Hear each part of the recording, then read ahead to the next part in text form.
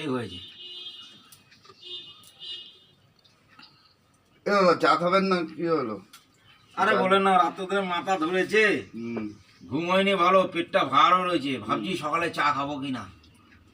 আমার দোকানে একটা চা বিস্কুট খান, আপনার শরীর ঠিক হয়ে যাবে। আমার দোকানে নানা রকম ভ্যারাইটির বিস্কুট আছে।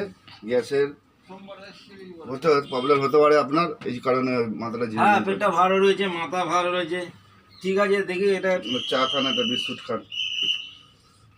এটা কি বিস্কুট? জিরা বিস্কুট? হুম, জিরা বিস্কুট খেলে হজম শক্তি সব ভালো হয়ে যায়, সব ভালো হয়ে যাবে, চলে যায়। হ্যাঁ, গ্যাস আমার সব চলে যাবে। ঠিক আছে, দেখি কি কি বলছেন আপনি। সব চায়ের দোকানে এখন আবার মেডিসিন হয়ে গেছে নাকি? দেখি বিস্কুটের মধ্যে মেডিসিন ঢুকে গেছে, দেখি দেখি।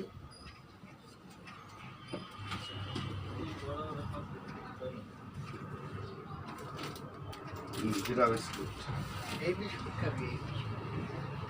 নানা রকমের বিস্কুট আছে। এই জিরা আছে, পোস্ত আছে, তিল দেওয়া। এই তো একটা বড় ডাক্তার এসে গেছে আমাদের মধ্যে। আর হরিদা, চা সত্যি তোমার কি স্বাদ, চায়ের স্বাদ এক ঘর।